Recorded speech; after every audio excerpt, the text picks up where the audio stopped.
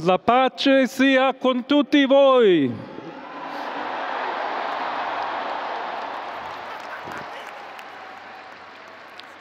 Fratelli, sorelle carissimi. የተወደዳችሁ በክርስቶስ ወንድሞችና እህቶች የሆናችሁ የእግዚአብሔር ልጆች የእግዚአብሔር ቤተሰቦች የጌታችን ኢየሱስ ክርስቶስ ጸጋ የእግዚአብሔር ፍቅርና የመንፈስ ቅዱስ አንድነት ከሁላችሁ ጋር ይሁን።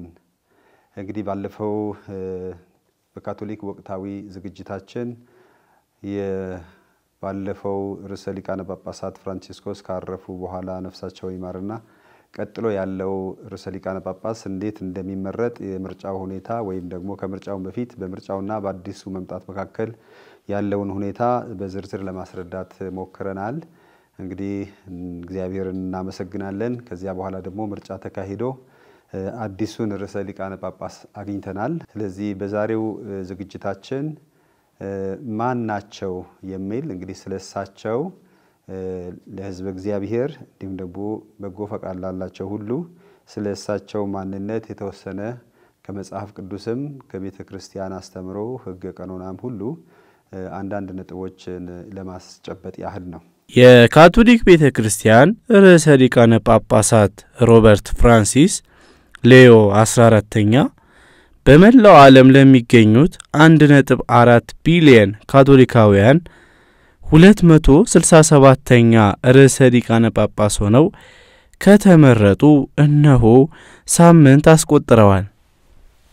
ይህ አገልግሎት በራስ ፍቃድ የሚወሰድ ሳይሆን ሲወርድ ሲዋረድ የመጣ ስር መሰረቱም የክርስቶስ ወንጌል ነው።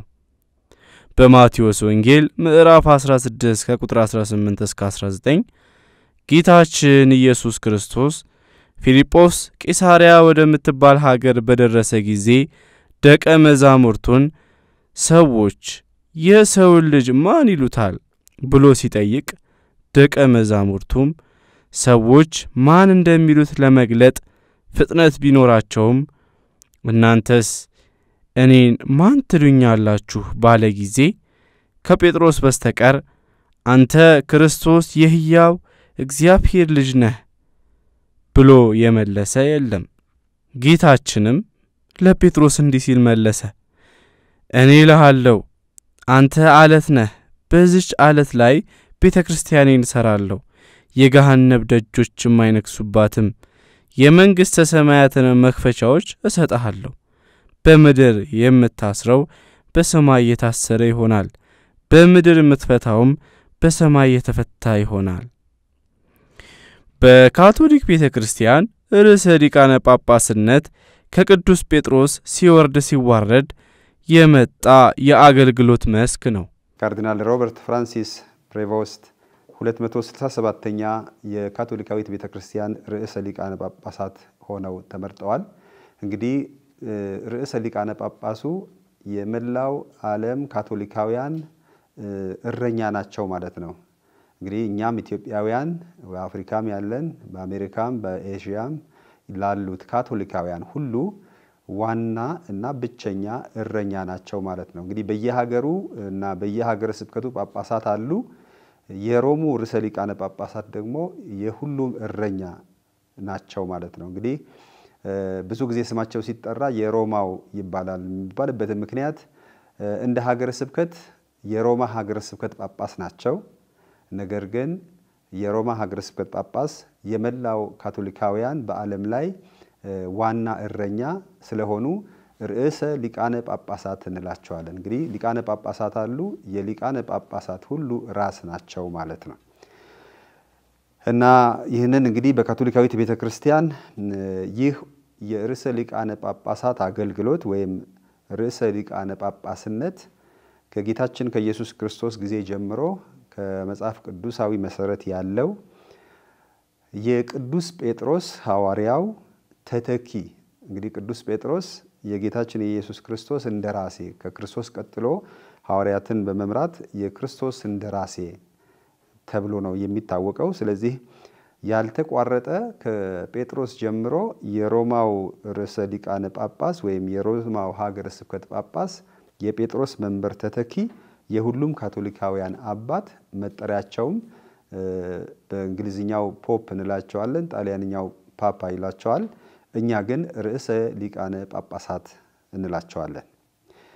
እንግዲህ ከመጽሐፍ ቅዱስ ትረካ ወይም አገላለጽ ስንነሳ ቅዱስ ጴጥሮስ ከ12ቱ ሐዋርያት መካከል የበላይ የነበረ በጌታችን ኢየሱስ ክርስቶስ ጊዜም ሆነ ጌታችን ኢየሱስ ክርስቶስ ወደ ሰማይ ካረገም በኋላ ሐዋርያትን የሚመራ የነበረ ሲሆን በጌታችን ኢየሱስ ክርስቶስ ግልጽ በሆነ መንገድ የቤተ ክርስቲያን መሪ ወይም በሐዋርያት መካከል መሪ አድርጎ እንደመረጠውና እንደሾመው ከጌታችን ኢየሱስ ክርስቶስ ንግግር ወይም ደግሞ ከወንጌል መጥቀስ እንችላለን። ስለዚህ መጽሐፍ ቅዱሳዊ ነው፣ ክርስቶሳዊ ነው እና ሳይቋረጥ እስከዛሬ ድረስ በቤተክርስቲያናችን ጠብቀን ያቆየነው የእረኝነት ተግባር ነው። እንግዲህ ከመጽሐፍ ቅዱስ ለመጥቀስ ቢያስፈልገን አንድ ሁለት ጥቅሶች በቀጥታ መጽሐፍ ቅዱስ መጥቀስ ወዳለሁ።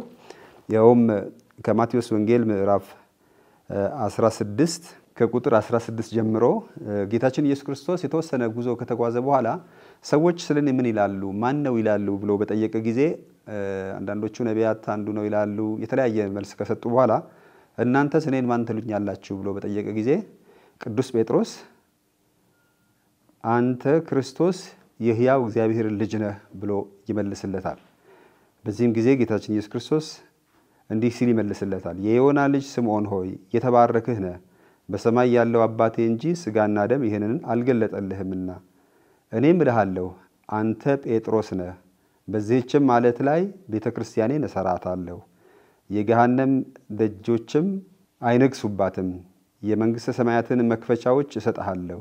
በምድር የምታስረው በሰማይም የታሰረ ይሆናል፣ በምድር የምትፈታውም በሰማይ የተፈታ ይሆናል በማለት ቅዱስ ጴጥሮስ በዚህ ቤተክርስቲያን ወይም በዚህ ክርስቶስ በመሰረታት ቤተክርስቲያን የመምራት ኃላፊነት እንዲሁም ደግሞ በሱ ላይ ቤተክርስቲያንን እሰራለሁ ሲል እሱ የቤተክርስቲያን መሰረት እንግዲህኛ ቤተክርስቲያናችን ሐዋርያዊ መሰረት ያላት ናት ስንል በሐዋርያት መሰረት ነው 12ቱም ሐዋርያት በልዩ ሁኔታ ደግሞ ጴጥሮስ የመንግስተ ሰማያት መክፈቻ ቁልፎች የተሰጡት እንግዲህ ብዙ ጊዜ የቅዱስ ጴጥሮስን ስዕል ወይም ቅርጽ የተሳለበት ስንመለከት እጁ ላይ ሁለት ቁልፎች ይዞ እናየዋለን። ይሄም የሰማዩም የምድርም በሰማይ በምድር ያሰርከው በሰማይም የታሰረ ይሆናል፣ በምድር የፈታው በሰማይም የተፈታ ይሆናል ብሎ ቁልፍ ሰጥቶታል። ይህ እንግዲህ የኃላፊነት ስልጣን እንደሰጠው የሚያመለክትልን ቀጥታ ከመጽሐፍ ቅዱስ የምናገኘው ነው። እንዲሁም ደግሞ በሉቃስ ወንጌል ምዕራፍ 22 ቁጥር 31 ላይ ጌታችን ኢየሱስ ክርስቶስ ሐዋርያቱም ሆነ ጴጥሮስም እንደሚክዱት ወይም ሰይጣን እንደሚያሳስታቸው ይናገራል። ስምዖን ስምዖን ሆይ እነሆ ሰይጣን እንደ ስንዴ ሊያበጥራችሁ ለመነ፣ እኔ ግን እምነትህ እንዳይጠፋ ስላንተ ጸለይሁ፣ አንተም በተመለስ ጊዜ ወንድሞችህን አጽና። እንግዲህ ጌታችን ኢየሱስ ክርስቶስ በሕማማቱ ወቅት የምናስታውሰው ጴጥሮስ ጌታውን 3 ጊዜ አላቀውም ብሎ ክዷል። እንግዲህ ፈርቶ ማለት ነው። ነገር ግን ቀደም ብሎ ገና ጌታችን ኢየሱስ ክርስቶስ ሰይጣን እንደሚፈታተነው እንደሚሰናከል ነገር ግን እምነቱ እንዳይጠፋ እንደጸለየለት ሲመለስ ደግሞ ወንድሞቹን ማጽናት እንዳለበትና ማበረታታት እንዳለበት እንግዲህ ይሄን የመምራት ቤተክርስቲያንን የመምራት ወይም ሐዋርያትን የመምራት ሐዋርያትን የበላይ ሆኖ የመምራት ኃላፊነት ከና ከመጀመሪያው ጌታችን ኢየሱስ ክርስቶስ ለሱ እንደሰጠው የሚያመለክትልን ጥቅስ እንመለከታለን።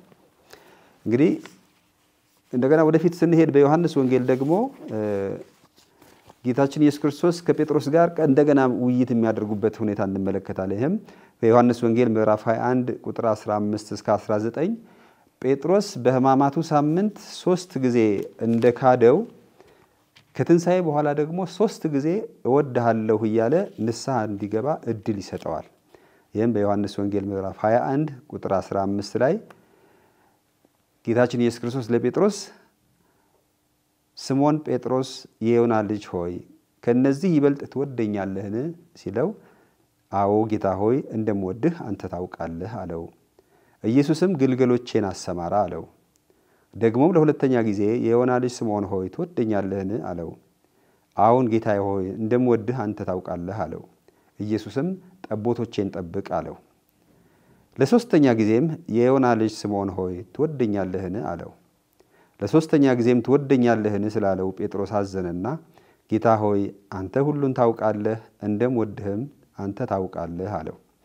ኢየሱስም በጎቼን አሰማራ አለው። እንግዲህ በዚህ 3 ጥያቄዎች 3ቱን ክህደት በፍቅር ለመመለስ የንስሐ ጊዜ እንደተሰጠው እድል እንዳገኘ እንዲሁም ደግሞ በሰይጣን ተሰናክለው ቢሄድም እምነቱ ስላልጠፋ እንደተመለሰ ነገር ግን በተመለሰ ጊዜ ግን የእረኝነት ኃላፊነት እንግዲህ በጎች፣ ጠቦቶች፣ ግልገሎች መጠበቅ ማለት የእረኛ ተግባር እና ርዕሰ ሊቃነ ጳጳስም ስንል የቤተ ክርስቲያን እረኛ ነው የምንላቸው። ስለዚህ ቅዱስ ጴጥሮስ ግልጽ በሆነ ሁኔታ የዚህች ቤተ ክርስቲያን እረኛ እንዲሆን ጌታችን ኢየሱስ ክርስቶስ ኃላፊነት እንደሰጠው እንመለከታለን። በሐዋርያት ዘመን ቤተ ክርስቲያን አንድና ያልተከፋፈለች ነበረች። ሁሉም ክርስቲያኖች በቅዱስ ጴጥሮስ ምድራዊ እረኝነት ስር ይመሩ ነበር። ይህ የእረኝነት ተልእኮ ዮሐንስ በወንጌሉ ምዕራፍ 21 ከቁጥር 15 እስከ 19 እንደሚገልጥልን ከሞት የተነሳው ኢየሱስ ክርስቶስ ለጴጥሮስ የሰጠው ግልገሎችን የማሰማራት ጠቦቶችን የመጠበቅና በጎችን የማሰማራት ተልእኮ ነው። ጌታችን ኢየሱስ ክርስቶስ ወደ ሰማይ ከወጣም በኋላ ቅዱስ ጴጥሮስ ሐዋርያትን የማስተባበርና የመምራት በሚያጋጥማቸው ነገር ሁሉ ደግሞ ከፊት ሆኖ የመጋፈጥና የዚህች የአዲሲቷ ክርስቲያኖች ህብረት ወይም የክርስቶስ ተከታዮችን በማትጋት ስራ ኃላፊነት እንደወሰደ እንመለከታለን። ከነዚህም ሊጠቀስ ከሚገባው ነገር ከሐዋርያት ሥራ ምዕራፍ 1 ቁጥር 12 እስከ ፍጻሜ ባለው ላይ ሐዋርያው ጳውሎስ 12ቱንና 120 የሚሆኑትን ሰብስቦ ወይም ደግሞ በመሐከላቸው ተነስቶ እንግዲህ ቀደም ብሎ በትንቢት እንደተጻፈው የይሁዳ ቦታ ሌላ ሰው መውሰድ አለበት ተብሏል። እንግዲህ ይሁዳ ኢየሱስን አሳልፎ በመስጠቱ አዝኖ ራሱን አጥፍቷል። ስለዚህ የሱ ቦታ ባዶ ነው። የሱም ቦታ ለመተካት ሌላ ሰው መመረጥ እንዳለበት ተነግሯል። ስለዚህም ይህንን ምርጫ ማድረግ አለብን በማለት በሐዋርያት መካከል ልዩ ሚናና ተሰጥኦ እንደነበረው ለማሳየት የመጀመሪያዎቹን የቤተ ክርስቲያን መዋቅር መምራት ይጀምራል። ስለዚህም በሱ አሳሳቢነት በጋራ በመጸለይ በመንፈስ ቅዱስ መሪነት ማቲያስ የይሁዳን ቦታ እንዲወስድ እንደተመረጠ ከሐዋርያት ሥራ ምዕራፍ 1 ቁጥር 12 ጀምሮ እስከ ፍጻሜ ያለውን ማንበብ እንችላለን። ስለዚህ ጴጥሮስ የመሪነቱን የማስተባበርን የእረኝነቱን ተግባር መጀመሩን እንመለከታለን። ይህ ብቻ አይደለም። ሐዋርያት ጌታችን ኢየሱስ ክርስቶስ ወደ ሰማይ ካረገ በኋላ በፍርሃት በር ዘግተው ተቀምጠው ነበር። ነገር ግን መንፈስ ቅዱስ በተቀበሉ ጊዜ ወጥተው መናገር ቻሉ። እንግዲህ ድፍረት አግኝተው ወጥተው በሚመሰክሩበት ጊዜ የሆነውን ነገር ምን እንደተከሰተ ለማብራራት ከሐዋርያት መካከል ቃል አቀባይ ሆኖ በሕዝቡ ፊት ቆሞ የመጀመሪያም ስብከት የሚያደርገው ቅዱስ ጴጥሮስ ነው። ያውም በምዕራፍ 2 ቁጥር 14 እንደዚህ በማለት ይጀምራል። ነገር ግን ጴጥሮስ ከ11 ጋር ቆሞ ድምጹንም ከፍ አድርጎ እንዲህ ሲል ተናገራቸው። የይሁዳ ሰዎችና የኢየሩሳሌም የምትኖሩ ሁላችሁ ይህ በእናንተ ዘንድ የታወቀ ይሁን። ቃሎቼንም አድምጡ። ለእናንተ እንደመሰላችሁ እነዚህ የሰከሩ አይደሉም፣ ከቀኑም ገና 3 ሰዓት ነውና። ነገር ግን ይህ በነቢዩ በኢዩኤል የተባለው እግዚአብሔር ይላል፣ በመጨረሻም ቀን እንዲህ ይሆናል፣ ሥጋ የለበሰ ሁሉ ላይ ከመንፈሱ አፈሳለሁ፣ ወንዶች ሴቶች ልጆችም ትንቢትን ይናገራሉ፣ ጎበዛዝቶቹም ራእይ ያያሉ እያለ ስብከቱን ይቀጥላል። ረጅም ስብከት ያደርጋል። እንግዲህ ይሄ የመጀመሪያው በሐዋርያት መካከል ሆኖ ሐዋርያትን ወክሎ ለዓለም የመጀመሪያውን ስብከት ያደረገበት አጋጣሚ እንመለከታለን። ስለዚህ እነዚህን ጥቅሶች ደምረን ስንመለከተው የጴጥሮስ ኃላፊነት በቤተ ክርስቲያን ውስጥ የቤተ ክርስቲያን እረኛ መሆኑን እንደ ካቶሊካዊት ቤተ ክርስቲያን ስርዓት አስተምህሮ እና ትውፊት መጽሐፍ ቅዱሳዊ መሰረት ያለው ዋናው እረኛ እሱ እንደሆነ እንግዲህ ቤተ ክርስቲያናችን ሐዋርያዊ መሰረት ያላት ናት እንላለን። ይሄም ማለት የመጀመሪያዎቹ አብያተ ክርስቲያናት ወይም ሀገረ ስብከቶች እንበላቸው በእነዚህ ሐዋርያት የሚመሩ ነበሩ እና ከነዚህ ሀገረ ስብከቶች ወይም ጳጳሳዊ መንበሮች የሮሙ መንበር የጴጥሮስ መንበር ከሁሉ የበላይ ሆኖ ቤተክርስቲያንን የሚመራ ሌሎችን የሚያስተባብር በመሆኑ ይህ የርዕሳነ ሊቃነ ጳጳሳት ራስ የመላይቱ ካቶሊካዊት ቤተክርስቲያን እረኛ የሚል ርዕስ እንሰጠዋለን ወይም ስም እንሰጠዋለን። አንዳንድ ጊዜ ሰዎች የሮማ ስለሚባል ለሮማውያን ብቻ ወይም ለሮማ ካቶሊካዎች ብቻ ይመስላል። ሮማውያን ወይም ደግሞ የሮማ የምንለው እንደ ሀገረ ስብከት የእርሱ ሀገረ ስብከት የሮማ ሀገረ ስብከት ነው። ነገር ግን ኃላፊነቱ ርዕሰ ሊቃነ ጳጳሱ ኃላፊነታቸው ለመላው ካቶሊካውያን ነው። እንግዲህ ምናልባት ትንሽ በሚገባ መልክ ለማስረዳት ያህል ኢትዮጵያ ውስጥ ያለውን ሁኔታ እንኳን ብናስቀምጥ በየሀገረ ስብከቱ ጳጳሳት አሉን። ነገር ግን የአዲስ አበባው ሀገረ ስብከት ጳጳስ ሊቀ ጳጳስ ናቸው።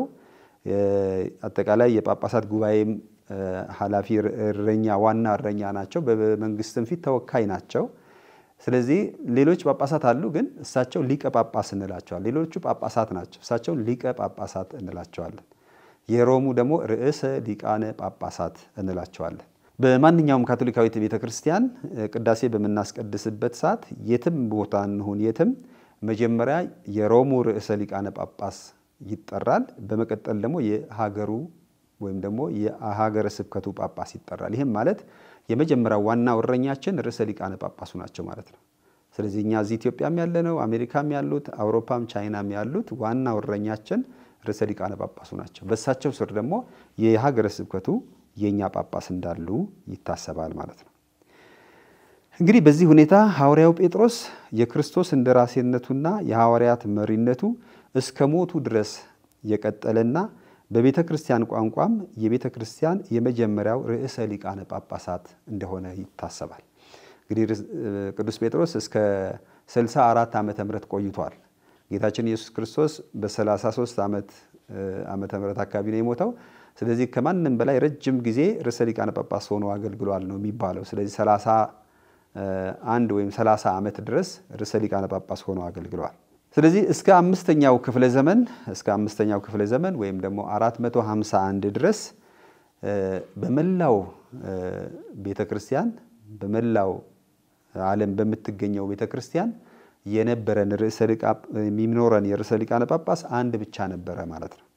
እንግዲህ በአራተኛው ክፍለ ዘመን በ451 የቤተክርስቲያን መካፈል ወይም ደግሞ ለሁለት መካፈል ሲያጋጥም ነው እንጂ እስከ 451 ባለው ጊዜ ክርስቶስ ለመሰረታት ቤተክርስቲያን የበላይ ኃላፊና መሪው የሮሙ ጳጳስ የሁላዊት ቤተክርስቲያን ወይም የካቶሊካዊት ቤተክርስቲያን እንግዲህ ካቶሊክ ማለት እዚህ ጋር ዓለም አቀፋዊ በሁሉም ቦታ የምትገኝ የሚል ቃል የያዘ ነው እና መሪዋ የሮሙ መንበር ተተኪ የሚሆን ርዕሰ ሊቃነ ጳጳስ ሁሉ ጊዜ የዚች ቤተክርስቲያን መሪ ሆኖ ቀጥሏል ማለት ነው።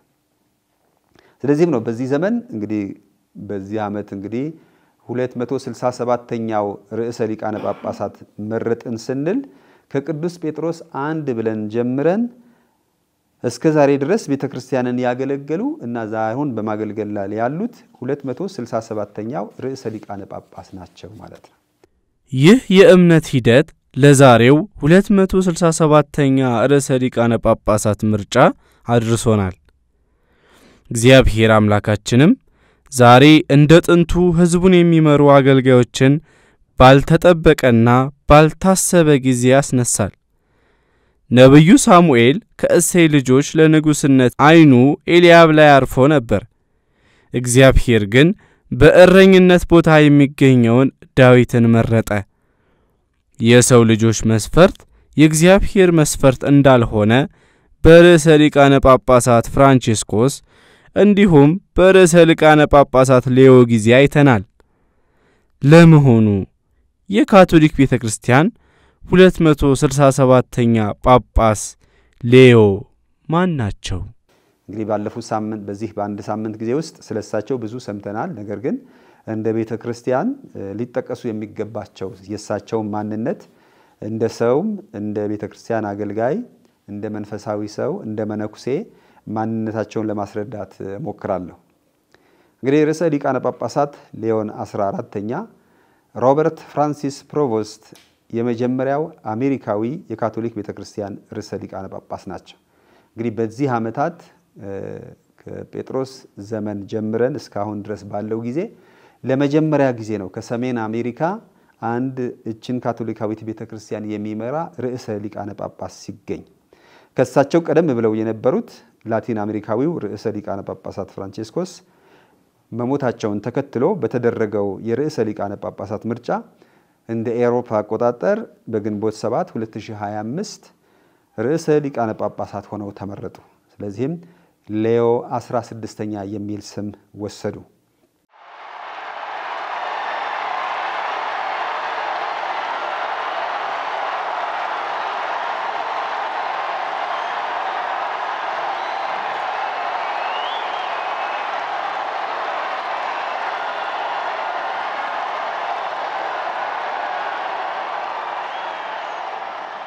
Annuncio vobis gaudium magnum.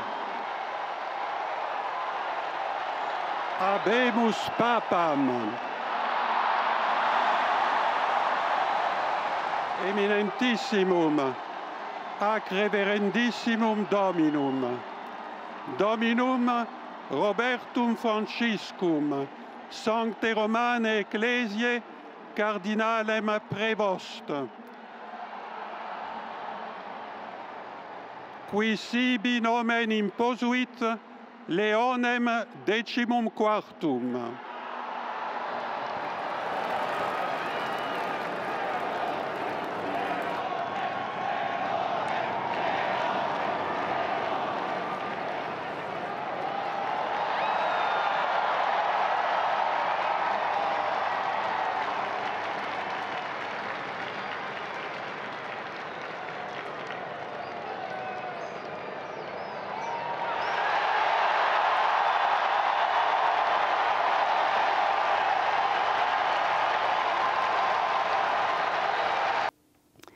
የ69 ዓመቱ ርዕሰ ሊቃነ ጳጳሳት ሌዮን 14ኛ የመጀመሪያ አሜሪካዊና የመጀመሪያ አጎስቲኒያን ርዕሰ ሊቃነ ጳጳሳት ሆነው ተመርጠዋል። እንግዲህ አሜሪካዊ ናቸው፣ አጎስቲኒያን ናቸው። አጎስቲኒያን ማለት በቅዱስ አጎስጢኖስ ስም የሚጠራ የመነኮሳት ገዳም አባል የሆኑ መነኩሴ መሆናቸውን የሚያሳይ ነው። እኚህ አባት የመጀመሪያውን የልጅነት እድሜያቸውን ከቤተሰቦቻቸው ጋር ያሳለፉ ሲሆን ወደ ምንኩስና ህይወት ያመሩትም ወደ አጎስቲኒያን አባቶች ገዳም ንዑስ ክርስቲያን በመግባት ነው ይህንን የምንኩስና ጉዞ የጀመሩት። ስለዚህ ከንዑስ ዘርዓ ክህነት ጀምረው በቤተ ክርስቲያን ውስጥ ተኮትኩተው ያደጉ ናቸው እና መጀመሪያም ያደጉበት ገዳም የአጎስቲኒያን ንዑስ ዘርዓ ክህነት ይህም በአገራቸው በቺካጎ ማለት ነው። የትምህርት ዝግጅታቸውም ስንመለከት በ1977 በሂሳብ ትምህርት የመጀመሪያ ዲግሪያቸውን እንዳገኙ እንግዲህ ቀደም ብለው ሌላ ሴኩላር ትምህርት ይማሩ እንደነበረ በሂሳብ ትምህርት የመጀመሪያ ዲግሪ እንዳላቸው ይኸውም ከሀገረ አሜሪካ ፔንሲልቬኒያ ከሚባል ዩኒቨርሲቲ የሂሳብ ትምህርት ተከታትለዋል። ከዚህ ጎን ለጎንም የፍልስፍና ትምህርትም አጥንተዋል። በፍልስፍና ረገድም ዝግጅት አድርገዋል። እንዲሁም ደግሞ የምንኩስና የመጀመሪያ መሐላም በመስከረም 2 1978 እንግዲህ ዓመተ ምሕረቶቹ የምጠቅሰው ሁሉም እንደ አውሮፓውያን አቆጣጠር ነው። ምክንያቱም አንዳንድ ጊዜ ወደ ኢትዮጵያ አቆጣጠር ስንቀይረው የወራት የተለያየ ነገሮች ልዩነት ስለሚያመጣ መደዳውኑ የሚጠቀሱት ቀናት እንደ አውሮፓውያን አቆጣጠር ይሆናል። ስለዚህ የመጀመሪያውን መሐላቸውን የተመክሮ ጊዜ ጨርሰው መስከረም 2 1978 የመጀመሪያ መሐላ ሲያደርጉ እንዲሁም ደግሞ በነሐሴ 29 1981 የመጨረሻ የምንኩስና መሐላ በማድረግ የአጎስቲኒያን መነኮሳት ገዳም ሙሉ አባል ሆኑ ማለት ነው። የነገረ መለኮት ትምህርታቸው ደግሞ አሜሪካ ቺካጎ እና በሮም ቅዱስ ቶማስ ዩኒቨርሲቲ ሕገ ቀኖናን ያጠኑ ሲሆን በሰኔ 1982 እዛው ሮም በአጎስቲኒያን ኮሌጅ ማዕረገ ክህነት ተቀብለዋል። እንግዲህ እዚህ ጋር የመጀመሪያውን መሰረታዊ ነገረ መለኮት በአገራቸው የተማሩ ሲሆን ነገር ግን ለተጨማሪ ጥናት ወደ ሮም ተልከው ሮም በሚገኘው የአጎስቲኒያን ገዳም ቁጭ ብለው ነገር ግን ትምህርታቸውን በቅዱስ ቶማስ አኳይነስ ዩኒቨርሲቲ ብዙዎች አንጀሊኩም በሚሉት ትምህርት ቤት በሕገ ቀኖና ትምህርት ተከታትለው በልዩና በከፍተኛ ደረጃ ትምህርታቸውን ያጠናቀቁ እንደሆነ ታሪካቸው ይነግረናል። የክህነት አገልግሎታቸው ስንመለከት የሁለተኛ ዲግሪያቸውን ካገኙ በኋላ ለሶስተኛ ዲግሪ እየተዘጋጁ ወይም ጥናታዊ ስራ በመስራት ላይ እያሉ ወደ ላቲን አሜሪካዊቷ አገር ፔሩ ወደሚባል ሀገር እንደ ሚስዮናዊ ተላኩ። እንግዲህ የመጀመሪያ ክህነታዊ አገልግሎታቸው ወይም ምንኩስናዊ አገልግሎታቸው የጀመሩት በላቲን አሜሪካ ፔሩ በሚባል ሀገር ነው። ስለዚህ እንግዲህ ይሄ ሚስዮናዊ መሆናቸውን ከሀገራቸው ወጥተው ለሌሎች አገልግሎት ጊዜያቸውን ህይወታቸው የሰጡ እንደሆኑ እንመለከታለን። ርዕሰ ሊቃነ ጳጳሳት ሌዮ 14ኛ የቅዱስ አጎስጢኖስ ገዳም መነኩሴ ናቸው። ቅዱስ አጎስጢኖስን አፍሪካዊ ቅዱስ ሲሆን የእናቱ የቅድስት ሞኒካ ጸሎት ሕይወቱን ወደ ቅድስና አምጥቶታል። ዓለምን ወዳጅ የነበረው ቅዱስ አጎስጢኖስ ጌታን ካወቀ በኋላ የሰው ልብ ካለ ጌታ እንደማያርፍ ለማሳየት እንዲህ ብሎ ተናግሯል። ጌታ ሆይ ልባችን በአንተ እስኪያርፍ ድረስ ተቅበዝባዥ ናት። የአጎስጢኒያን ገዳም 700 ዓመታትን ያስቆጠረ ሲሆን የመንፈሳዊነቱ መሰረት ከ354 እስከ 430 በሰሜን አፍሪካ የሂፖ አቡን የሆነው ቅዱስ አጎስጢን ነው። በቤተ ክርስቲያን ሕይወት ውስጥ በእውቀታቸው የሚደነቁት አጎስጢኒያን ገዳማቸው በ1256 እንደተጀመረ የሚታወስ ሲሆን መንፈሳዊነታቸው ያላቸውን ሁሉ ማካፈል፣ በፍቅር በትህትና በህብረት እግዚአብሔርን በመፈለግ ማገልገል ሲሆን ሰባኪያን መምህራንና ልዑካን በመሆን በቁምስናዎችና በትምህርት ቤቶችም ያገለግላሉ። የመጀመሪያው አጎስጢኒያን ርዕሰ ሊቃነ ጳጳሳት ሌዮ የዚህ ሁሉ መንፈሳዊ ውጤት ናቸው። ስለዚህ በላቲን አሜሪካ ፔሩ ከ1985 እስከ 1986 አገልግሎት ሰጥተዋል ማለት ነው። ከዚያም በ1987 የዶክትሬት ዲግሪያቸውን በሕግ ቀኖና ካገኙ በኋላ በሀገራቸው አሜሪካ ኦሎምፒያ ፊዴሊስ ሊኖይስ የማህበራቸው የጥሪና የተልእኮ እንቅስቃሴ ዳይሬክተር ሆነው እንዲያገለግሉ ተመድበዋል። ስለዚህ እንግዲህ የመጀመሪያ አገልግሎታቸው በላቲን አሜሪካ ፔሩ ሲሆን የዶክትሬት ዲግሪያቸውን በሮም ተከታትለው ከጨረሱ በኋላ ደግሞ ወደ ሀገራቸው ተመልሰው የወደፊት የዚህ የአጎስቲኒያን መነኮሳት ለሚሆኑ ወጣቶች ህንጸት እና የጥሪ እንቅስቃሴ ለመምራት ወደ ሀገራቸው ተልከው እዚያ አገልግለዋል። በመቀጠልም እንደገና ለሁለተኛ ጊዜ ወደ ፔሩ ተመልሰው የወደፊት አጎስቲኒያንን ህንጸት አገልግሎት በመስጠት እንዲያስተምሩ ተመድበዋል። እንዲሁም ደግሞ በአብይ ዘራ ክህነት ነገረ መለኮትን በማስተማር በሀገረ ስብከቱም ደግሞ ህገ ቀኖናን በሚመለከት ሀገረ ስብከቱን በማገልገል እዚያው ፔሩ ውስጥ ለረጅም ዓመት ቆይተዋል። እንዲያውም ከ1989 እስከ 1988 በተከታታይ በላቲን አሜሪካዊቷ ፔሩ እዛ ሲያገለግሉ ቆይተዋል። በዚያ ጊዜ ከነገረ መለኮት አስተማሪነታቸው እንዲሁም ደግሞ በህገ ቀኖና ሀገረ ስብከቱም ከመረዳታቸው ባሻገር በጣም ምስኪን በሆነ ቁምስና እንደ አንድ ቆሞስ ሐዋርያዊ ሥራ በመስጠትም አገልግለዋል። እንግዲህ ያ አጋጣሚ ይበልጥ ከድሆች ጋር በመኖር እንዲሁም ደግሞ እንደማንኛውም ሰው በእግራቸው በበቅሎ በፈረስ እንዲሁም በጀልባ እየተንቀሳቀሱ ከህዝቡ ጋር በቅርበት ድሆችን በማገልገል ያሳለፉበት ጊዜ ነው። እንደገና በ1999 የቺካጎ ፕሮቪንስ የአጎስቲኒያን ፕሮቪንስ የፕሮቪንሱ አለቃ ሆነው እንዲያገለግሉ ተመረጡ። እንግዲህ እዛ ፔሩ ቢሆኑም በሀገራቸው ባለው የአጎስቲኒያን ፕሮቪንስ ምርጫ እሳቸው የፕሮቪንሱ አለቃ ሆነው እንዲያገለግሉ በ1999 ተመርጠው ወደ ሀገራቸው ይመለሳሉ። 2 ዓመት ተኩል አካባቢ ከሰሩ በኋላ የአጎስቲኒያን ገዳም ጠቅላላ ስብሰባ ስለነበረ በዚያ ስብሰባ እንደ ቺካጎ አካባቢ አጎስቲኒያን ወክለው ይሳተፉ ስለነበረ በዚያ አጋጣሚ የማህበሩ ጠቅላይ አለቃ እንዲሆኑ ተመረጡ።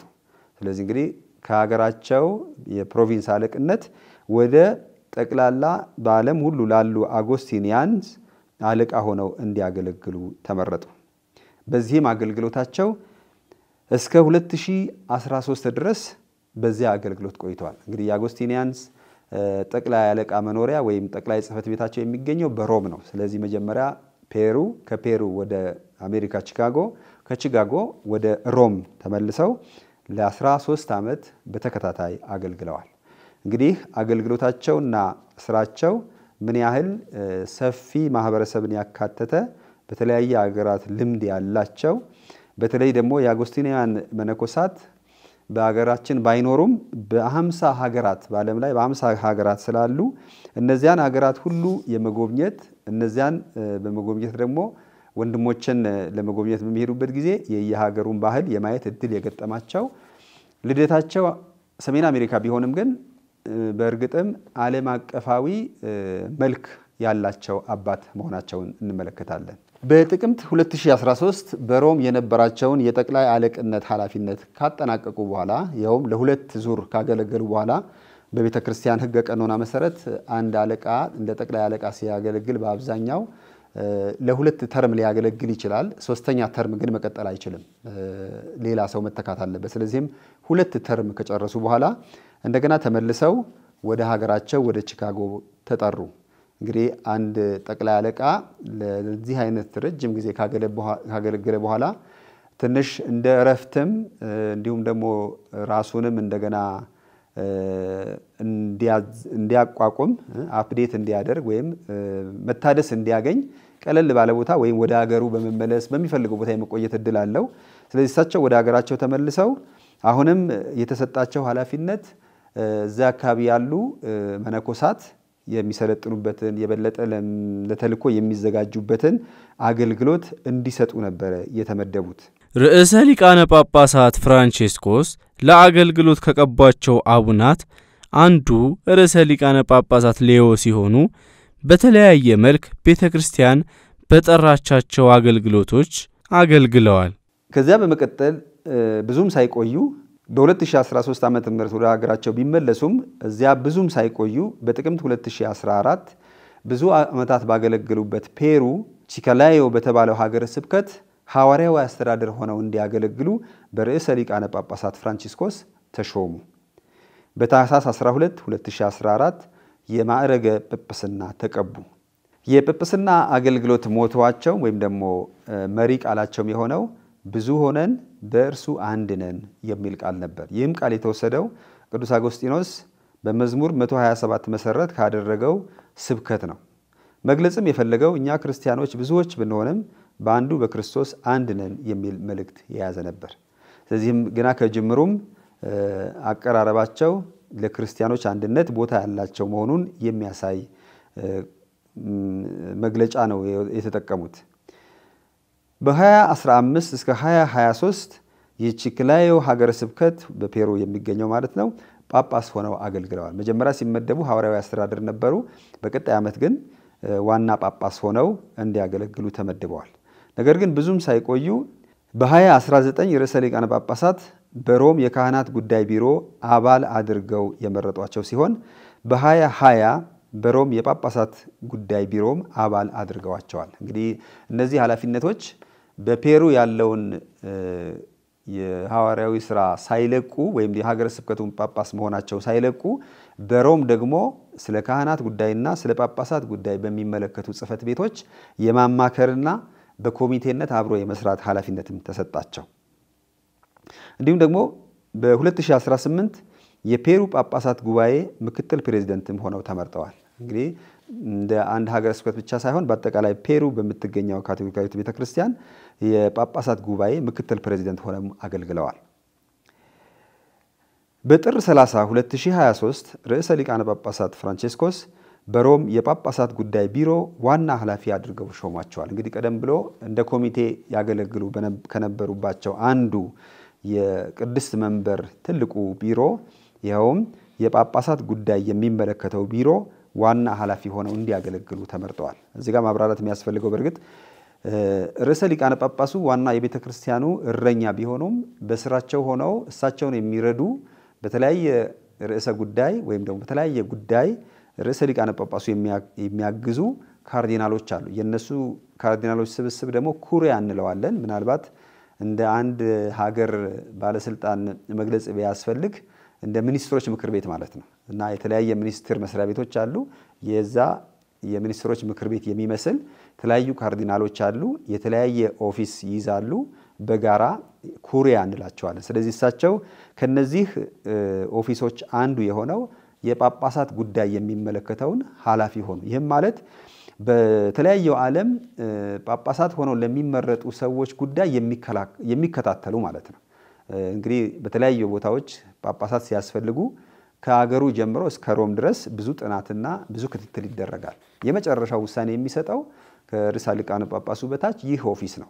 ስለዚህ እሳቸው በዓለም ላይ ባሉ አብዛኞቹ ሀገረ ስብከቶች ለሚመረጡ ጳጳሳት ጥናት ለሚያደርገው ክፍል ወይም ለሚከታተለው ክፍል የበላይ ኃላፊ ሆነው ተመርጠዋል ማለት ነው።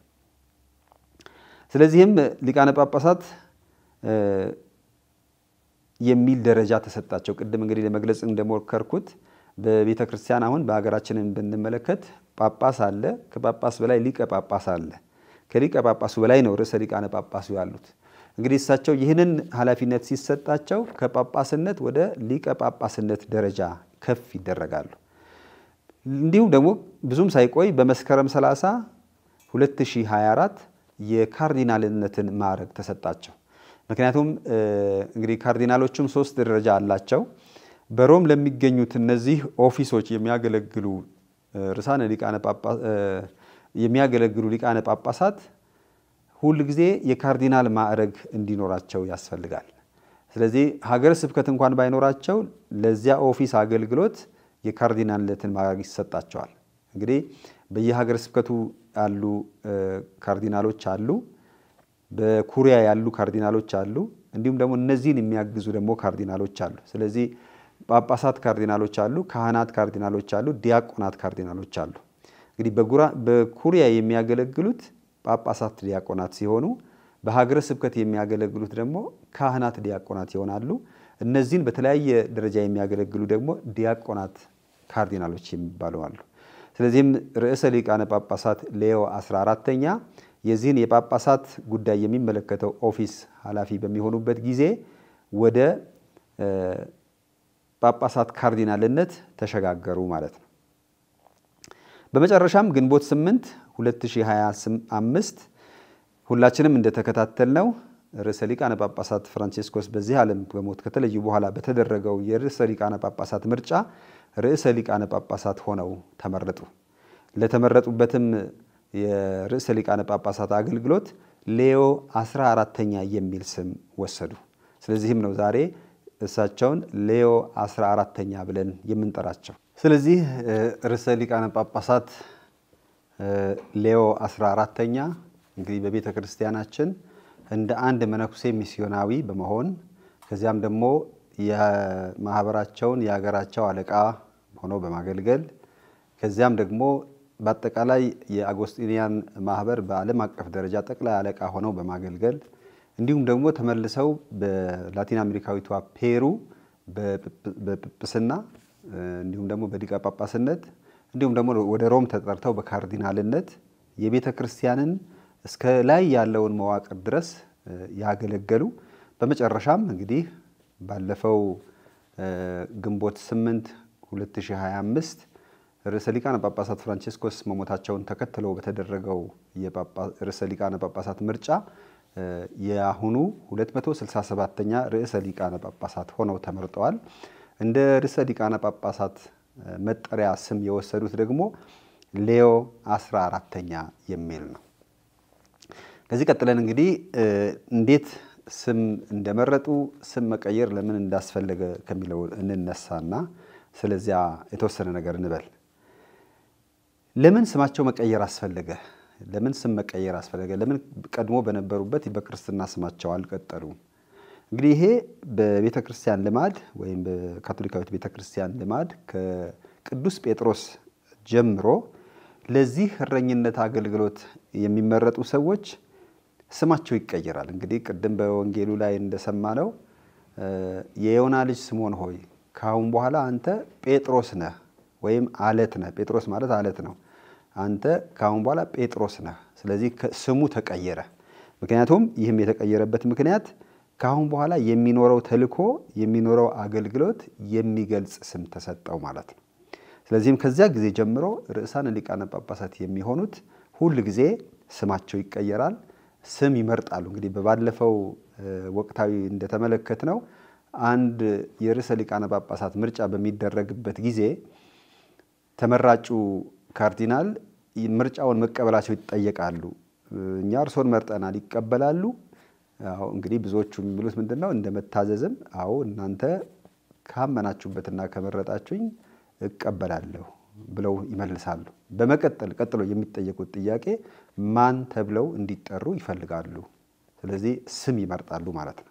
ስለዚህ በዚህ ሁኔታ ነው እሳቸውም ስማቸው ሌዮ 14ኛ እንዲሆን የመረጡት። ይህ ስም እንደ መጠሪያ ስም ብቻ ሳይሆን ይህ ርዕሰ ሊቃነ ጳጳስ በአገልግሎት ዘመናቸው የሚከተሉት የሐዋርያዊ ሥራ አቅጣጫ የሚጠቁም ነው። ስም ብቻ ሳይሆን አካሄዱንም የሚገልጽ ነው። በአገልግሎታቸውም ቅድሚያ የሚሰጡት ጉዳይ ምን እንደሆነ እንዲሁም እንግዲህ ይህንን ሲባል ያለፉት ርዕሰ ሊቃነ ጳጳሳትን በማየት እንግዲህ የየትኛው አይነት እንደሆኑ አንዳንድ ጊዜ አዲስ ስም ይመርጣሉ። አሁን ከዚህ ቀደም የነበሩት 266ኛው ርዕሰ ሊቃነ ጳጳሳት ፍራንቺስኮስ ካሁን በፊት ማንም ያልተጠቀመበት አዲስ ስም ነው የመረጡት። ይሄም ፍራንቺስኮስ የሚል ርዕሰ ሊቃነ ጳጳሳት ሌዮ 14ኛ ግን ከሳቸው ቀደም ብለው ርዕሰ ሊቃነ ጳጳስ የነበሩትን የተጠቀሙበት ሌዮ የሚለው ስም ተጠቅመዋል። እንግዲህ ይህ ስም ሌዮ ትክክለኛ በጣሊያንኛው ሌዮኔ አንበሳ እንደማለት ነው። ስለዚህ ሌዮኔ አጠር ሲደረግ ሌዮ ይሆናል። እኛ ደግሞ ወደ አማርኛ ስናመጣው ሊዮን የሚል እንግዲህ እስክንለምደው ጊዜ ሊወስድ ይችላል። የሆነ ሆኖ ሊዮን ሊሆን ይችላል። ለኢትዮጵያ በእርግጥ አዲስ አይደለም ይሄ ስም። በኢትዮጵያ ካሉት ሀገረ ስብከቶች አንዱ የሆነው የነቀምት ሀገረ ስብከት ከጥቂት ዓመታት በፊት አሁን ካሉት ሁለቱ በፊት የነበሩት ጳጳስ አቡነ ሌዮ የሚባሉ ነበሩ። ሆላንዳዊ አቡነ ሌዮ ነበሩ። ስለዚህ ይሄ ስም ብዙ አዲስ አይደለም እና እሳቸው ይህንን ስም እንግዲህ ከሳቸው በፊት 13 ርዕሳነ ሊቃነ ጳጳሳት የተጠቀሙበትን ስም መርጠዋል። በዚህም መሰረት ነው እንግዲህ ርዕሰ ሊቃነ ጳጳሳት ሌዮ 14ኛ የምንላቸው። ለምን ከሳቸው በፊት 13 ስለነበሩ። ከነዚህ መካከል እንደው በጉልህ የሚጠቀሱ የሚታወቁትን እንኳን ብንመለከት ከነዚህ 13ቱ የየትኛው ሌዮ እንደወሰዱም ለማወቅ ስለሚረዳን የመጀመሪያው ሌዮ ታላቁ ሌዮ የሚባሉት ርዕሰ ሊቃነ ጳጳስ የነበሩ በ440 እስከ 461 ዓመተ ምህረት ቤተክርስቲያንን የመሩ ናቸው። እንግዲህ ይህ ዓመተ ምህረት 440 461 ስንመለከተው ይህ ወቅት በቤተክርስቲያን በተለይ በነገረ ክርስቶስ ክርክር በጣም ከባድ ጊዜ የነበረ ጊዜ ነው። ክርስቶስ ማን ነው? አምላክ ነው? ሰው ነው? አምላክና ሰው ነው? ሁለት ባህሪ ያለው አንድ ባህሪ ያለው የሚለው ክርክር በጣም ከባድ የነበረ ጊዜ ነው። ስለዚህ በዚህ ጊዜ ነው ቤተክርስቲያንን የመሩት እና ካደረጉትም አስተዋጽኦ ይመስለኛል ሌዮ ብቻ ሳይሆን ሌዮ ዘ ግሬት ወይም ትልቁ ሌዮ በጣሊያንኛው በላቲኑ ሌዮ ማግኑስ የሚል ስም የተሰጣቸው ናቸው። ታዲያ በዛ ጊዜ ነው ለመጀመሪያ ጊዜ ክርስትና ለሁለት የተከፈለው። ይኸውም በ451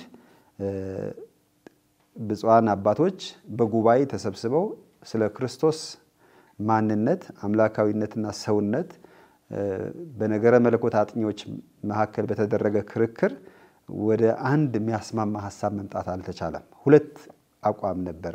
ይኸውም አንደኛው አቋም ኢየሱስ ክርስቶስ ፍጹም አምላክ ፍጹም ሰው በአንድ አካል የሚል ሲሆን ይህ እንግዲህ ካቶሊካዊት ቤተክርስቲያን የምትከተለው ነገረ መለኮታዊ ቋንቋ ሲሆን ሌላኛው ወገን ደግሞ የአሌክሳንድሪያው ቤተክርስቲያን ክርስቶስ ፍጹም አምላክ ፍጹም ሰው በተዋህዶ በአንዱ አካል ተዋህዶ የሚል እንግዲህ ፍጹም አምላክ ፍጹም ሰው ነው በአንዱ አካል ካቶሊካዊት ቤተክርስቲያን ሳይዋሃድ ሳይደባለቅ ሳይቀላቀል ሳይለያይ ግን በአንዱ አካል ክርስቶስ ፍጹም አምላክ ፍጹም ሰው ነው ስትል የአሌክሳንድሪያው ቤተክርስቲያን ደግሞ ኢየሱስ ክርስቶስ ፍጹም አምላክ ፍጹም ሰው ግን በተዋህዶ አምላክና ሰውነቱ ተዋህዷል አሁን ጎልቶ የሚታየው አምላክነቱ ብቻ ነው የሚል የከረረ አቋም ስለነበራቸው በአንድ መስማማት ስላልቻሉ ለመጀመሪያ ጊዜ በ451 የመጀመሪያው የክርስቲያኖች መከፋፈል የሆነበት ጊዜ ነው። ሁለተኛው ሌዮ ተብለው የተጠሩና ጉልህ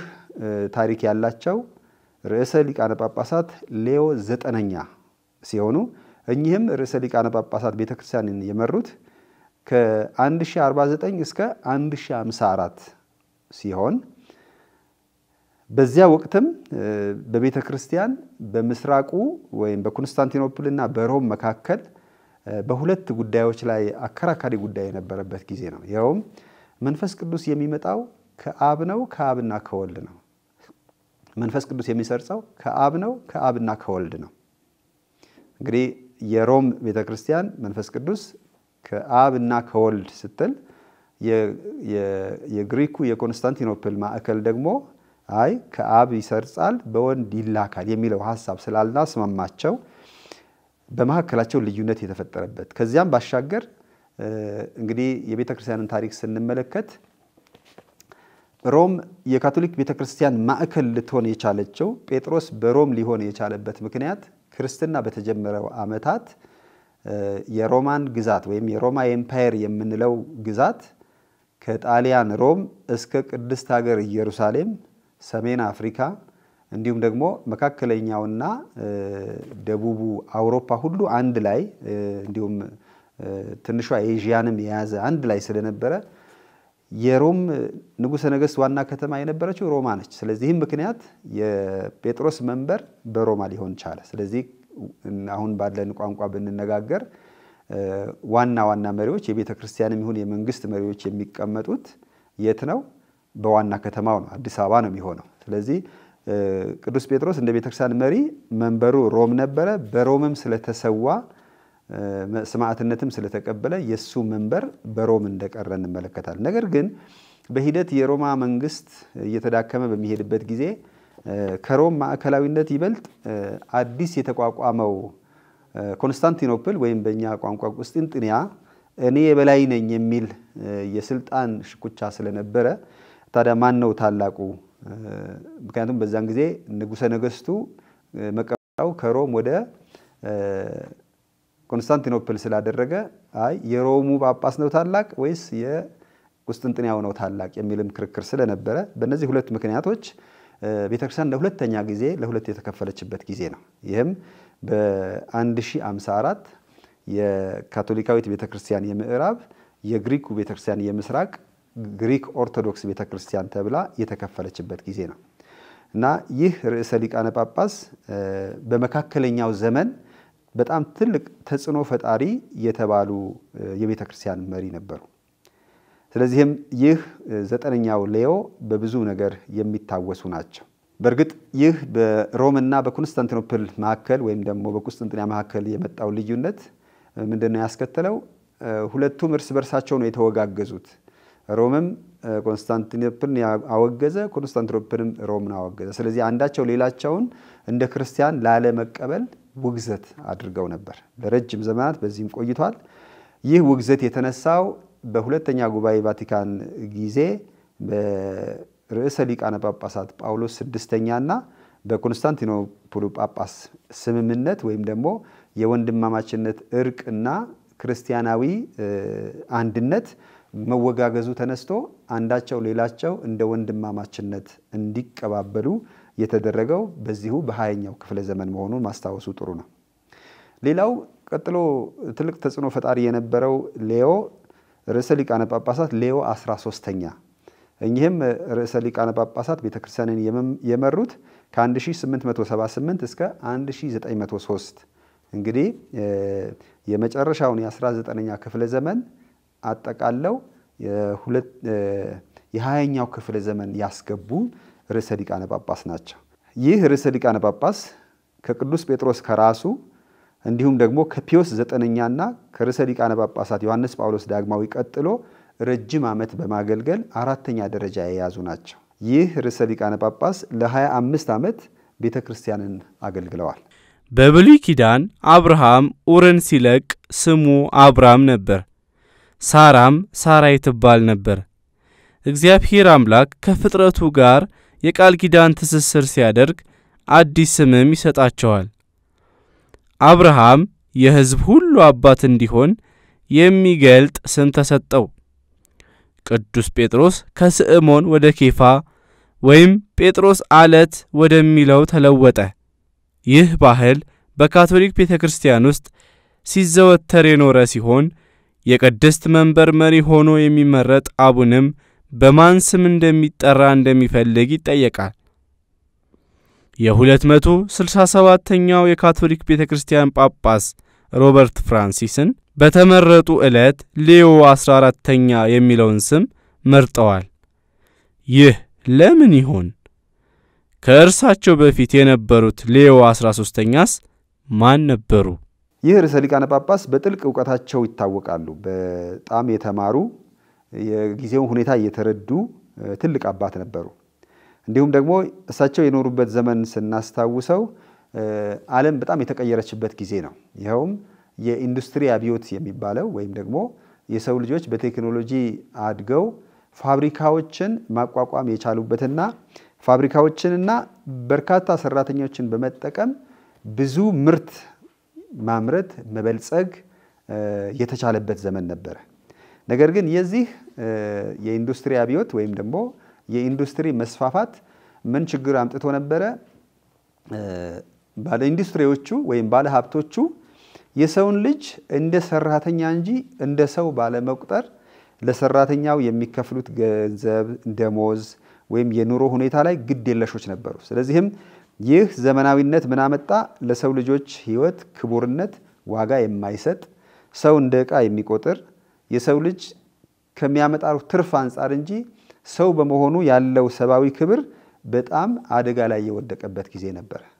ስለዚህም ይህ ርዕሰ ሊቃነ ጳጳሳት ከሳቸው በፊት ማንም አድርጎት በማያውቀው መንገድ ይህንን ችግር ለመጋፈጥ ሐዋርያዊ መልእክት ጽፈዋል። ይህም ሬሩም ኖቫሩም የተባለ ከዚህ ቀደም ማንም ያልሞከረው ነገር ግን በቀጥታ ስለ ሰራተኛው መብት፣ ስለ ሰራተኛው የህይወት ሁኔታ፣ በአጠቃላይ የሰራተኛው ሰባዊ ክብር እንዴት መከበር እንዳለበት፣ የሥራ ሰዓቱ መገደብ እንዳለበት፣ የሰራተኛ የሚሰራበት ሁኔታ ደህንነቱ የጠበቀ እንዲሆን፣ በአጠቃላይ በእኛ ዘመን ቢሆን አንድ የፖለቲካ ሰው ወይም ስለ ሰው ልጆች መብት የሚከራከር የሚያወጣው ንግግር የመሰለ ሐዋርያዊ መልእክት አውጥተዋል። ይህም ሬሩም ኖቫሩም the right and duty of the capital and labor። ስለዚህ ትርፍ ማምጣቱ ጥሩ ነው፣ ግን የሰራተኛውን መብት ያገናዘበ በቂ ደሞዝ የሚከፍል የኑሮ ሁኔታውን የሚያሻሽል በአጠቃላይ የሰው ህይወት ክቡርነት የሚያከብር የሰው መብት የሚጠብቅ መሆን እንዳለበት ያስተማሩ ናቸው።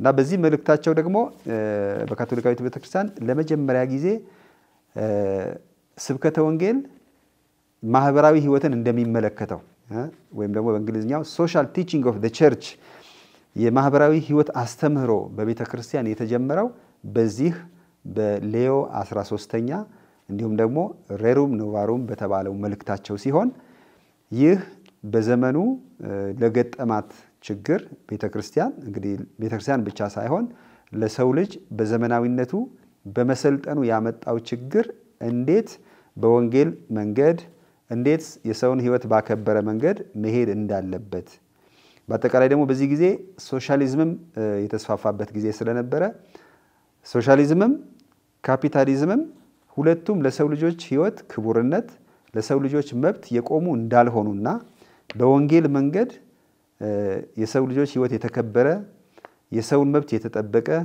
ሰራተኞች በቂ ደሞዝ የሚያገኙበት በሚሰሩበት ቦታ አደጋ እንዳይገጥማቸው እንዲሁም ደግሞ የረፍት ቀን እንዲኖራቸው ቤተሰብ መስርተው መኖር እንዲችሉ በአጠቃላይ ስለ ሰው ልጆች መብት የቆመ ርዕሰ ሊቃነ ጳጳስ በመባል ይታወቃሉ። እንደውም አንዳንዶቹ የሰራተኞች ጳጳስ ይሏቸዋል። አንዳንዶቹ ደግሞ የማህበራዊ አስተምህሮ አባት ብለው ይጠሯቸዋል። ስለዚህም በዚህ ምክንያት በዚህ በቅርብ ዘመን በ20ኛው ክፍለ ዘመን መባቻ ቤተክርስቲያን ምን ያህል ከወንጌል አስተምህሯ አጠቃላይ የዓለምን ሁኔታ መመልከት እንዳለባት የሚገልጹ በጣም ምጡቅ ሐሳብ ያላቸው ርዕሰ ሊቃነ ጳጳስ ነበሩ። እንግዲህ እዚህ ጋር ነው ርዕሰ ሊቃነ ጳጳሳት ሌዮ 14ኛ ሌዮ የሚለው ስም ሲወስዱ እኚህን ርዕሰ ሊቃነ ጳጳስ በማሰብ ነው። ምክንያቱም እኚህ ርዕሰ ሊቃነ ጳጳሳት ሌዮ 13ኛ በዘመናቸው ቤተክርስቲያን ለገጠማት ዘመን ስልጣኔ ወይም ዘመናዊነት ያመጣውን ችግር እንደተጋፈጡ ሁሉ እሳቸውም በዚህ ዘመን አሁን ባለንበት ዘመን በተለይ ሰው ሰራሽ አስተውሎት ወይም ደግሞ አርቲፊሻል ኢንተለጀንስ በጣም ጠቃሚ ነገር ነው፣ ለሰው ይጠቅማል። ነገር ግን የሰው ልጅ ህይወት ክቡርነት የሰው ልጅ መብት ባከበረ መልኩ ዘመን ያፈራው ቴክኖሎጂ እንዴት ከሰው ጋር ተግባብቶ መኖር እንዳለበት የገጠመን ችግር ለመገዳደር እንዳሰቡ የሚያመለክት ነው። እንዲሁም ደግሞ በዚህ ዘመንም ቢሆን በጦርነት በራስ ወዳድነት ጦርነት ሲባል ደግሞ የመሳሪያ ጦርነት ብቻ ሳይሆን በንግድ ጦርነት በተለያየ ሁኔታ ዓለም የደረሰበት ቴክኖሎጂ ለሰው ልጆች ህይወት ክቡርነት ለሰው ልጆች መብት ግድ የለሽ በመሆኑ ይህ ርዕሰ ሊቃነ ጳጳስ በዘመናቸው ለሰው ልጆች ህይወት ክቡርነት ለሰው ልጆች መብት ተከራካሪ ለመሆንና ዓለማችን ከሁሉም በላይ ስለ ሰው ልጆች ክቡርነትና ስለ ሰው ልጆች ቅድሚያ መስጠት እንዳለበት ለማስረዳት ያሰቡ መሆናቸውን የሚገልጽ በጣም ወሳኝ ስም ነው የመለጡት። ስለዚህም ነው እኔ ርዕሰ ሊቃነ ጳጳስ ሌዮ 14ኛ እባላለሁ። በዘመናችን ለገጠማት ደግሞ ቤተክርስቲያን ላጋጠማት የሞራል ውድቀት ርዕሰ ሊቃነ ጳጳሳት ፍራንሲስኮ የሚናገሩት እንደነበረው በዘመናችን ሰው እንደ ተጠቅሞ እንደመጣል ዩዝ ኤንድ ስሮ እንደሚሉት ፈረንጆቹ እየሆነ ነው። ስለዚህ ሰው ተኮር ነው ልማታችን መሆን ያለበት፣ ሰው ተኮር ነው መሆን ያለበት ስልጣኔያችን። ማንኛውም የምንጠቀምበት ቴክኖሎጂ የሰው ህይወት ያከበረ የሰው መብት የሚጠብቅ መሆን አለበት የሚለውን አጀንዳ ይዘው እንደተነሱ የሚያመለክት ነው። ይህ ርዕሰ ሊቃነ ጳጳሳት ሌዮ 13ኛ ሌላም በጣም የሚታወቁበት ነገር ምንድነው? በቤተ ክርስቲያን ስለ እመቤታችን ማርያም ያለው አስተምሮ በጣም እንዲጠናከር ያደረጉ ናቸው። በተለይ የመቁጠሪያ ጸሎት እንዲጠናከር የእመቤታችን ስካፒለር በሰዎች እንዲታወቅና እንዲስፋፋ ያደረጉ ናቸው። እንዲሁም ደግሞ ነገረ መለኮትን በሚመለከት የቅዱስ ቶማስና የቅዱስ አጎስጢኖስ ነገረ መለኮታዊ ትንታኔ የሆነውን ቶማሳዊ አስተሳሰብ ወይም ቶሚዝም የምንለው ነገረ መለኮታዊ ትንታኔ በወቅቱ የነገረ መለኮት አጥኞች እንዲጠቀሙበት ተጽዕኖ አድርገዋል። እንግዲህ በጣም በቤተ ክርስቲያን በመካከለኛው ዘመን እንበል በጣም የቤተ ክርስቲያን አስተምሮ ይመሩ የነበሩ የነዚህ ሁለት ታላላቅ ቅዱሳንና የቤተ ክርስቲያን አባቶች የነገረ መለኮት ሊቃውንት እንዲሁም ደግሞ የቤተ ክርስቲያን አስተምሮ ባላቸው አቅም የቤተ ክርስቲያን ዶክተሮች የተባሉ የቅዱስ ቶማስና የቅዱስ አጎስጢኖስን አስተምሮ ወደፊት እንዲመጣና በዚህ ዘመንም ወንጌልን የቤተ ክርስቲያን አስተምሮን ከሰው ጋር ይበልጥ መግባባት እንዲችል የነዚህ ቅዱሳን አስተሳሰብ እንድንጠቀምም ያስተባበሩ ናቸው። ስለዚህ እንግዲህ ገና ከስም አመራረጣቸው ይህ ርዕሰ ሊቃነ ጳጳስ በዚህ ዘመን ላለው ሁኔታ መልስ ለመስጠት የተዘጋጁ ርዕሰ ሊቃነ ጳጳስ መሆናቸውን ያመለክትልናል። ሌላው እንግዲህ በዚህ ልናነሳው ከሚገባው ነጥብ እንግዲህ ዛሬ ርዕሰ ሊቃነ ጳጳሳት ሌዮ 14ኛ ከተመረጡ አንድ ሳምንት ሆኗል እና በዚህ ባለፈው አንድ ሳምንት ጊዜ ውስጥ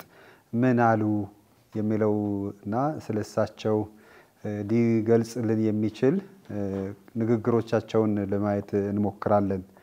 እንግዲህ በዚያች ምሽት በአውሮፓውያን አቆጣጠር በግንቦት 8 2025 ምሽት እንግዲህ ወደ በእኛ በኢትዮጵያ ሰዓት አቆጣጠር ወደ አንድ ሰዓት ተኩል ምናምን ለሁለት ጉዳይ እንደዚህ ነው እንግዲህ ነጭ ጭሱ የታየው። ከዚያ ሰዓት ጀምሮ ሰው ወደ ፒያሳ ወደ አደባባዩ በመጉረፍ አዲሱን ርዕሰ ሊቃነ ጳጳስ ማን ናቸው የሚለውን ለመስማት በብዙ ሺህ የሚቆጠር ህዝብ ተሰብስቦ ነበር። ስለዚህ እሳቸውም ለመጀመሪያ በቅዱስ ጴጥሮስ ቤተክርስቲያን ሰገነት ወይም ባልኮኒ ብቅ እንዳሉ በጣም ከፍተኛ ጭብጨባ ረጅም ጊዜ ወሰደ ነበር። ከዚያም በኋላ እንግዲህ እንደ ርዕሰ ሊቃነ ጳጳሳት የመጀመሪያ የአፍ መፍቻ ቃላቸው የነበረው ሰላም ከሁላችሁ ጋር ይሁን የሚል ነበር። La pace sia con tutti voi.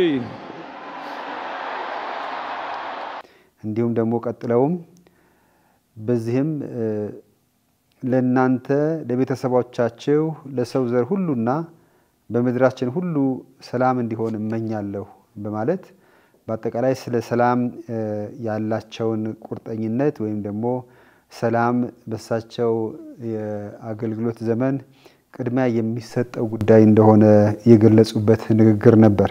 በመቀጠልም እግዚአብሔር ሁላችንም ያለ ቅድመ ሁኔታ ይወደናል፣ ሁላችንም በእርሱ አፍቃሪ እቅፍ ውስጥ ነን በማለት የእግዚአብሔር ፍቅር ለሰው ልጆች ሁሉ እንደሆነና እኛንም ሁላችንም ያለ ቅድመ ሁኔታ እንደሚወደንም በጣም አጽናኝ ቃል ተናግረዋል።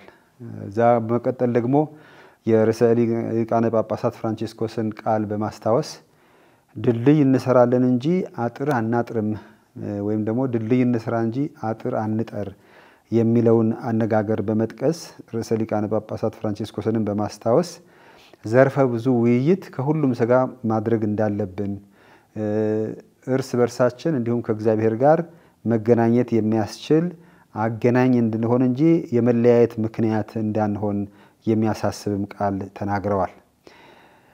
እንዲሁም ደግሞ ሁላችንም ሚስዮናዊ እንድንሆን መጠራታችንንም አስታውሰዋል። እንግዲህ የእሳቸውም ተልእኮ ሆነ የእያንዳንዱ ክርስቲያን ተልእኮ ሚስዮናዊነትን ነው። ይሄም ደግሞ ክርስቶስን እንድንመሰክር ተጠርተናል። እንግዲህ እሳቸውም እንደ ርዕሰ ሊቃነ ጳጳስነታቸው ዋናው ተግባራቸው ስለ ክርስቶስ መመስከር እንደሆነና እኛም ሁላችንም ስለ ክርስቶስ እንድንመሰክር እንደተጠራንም አስታውሰዋል።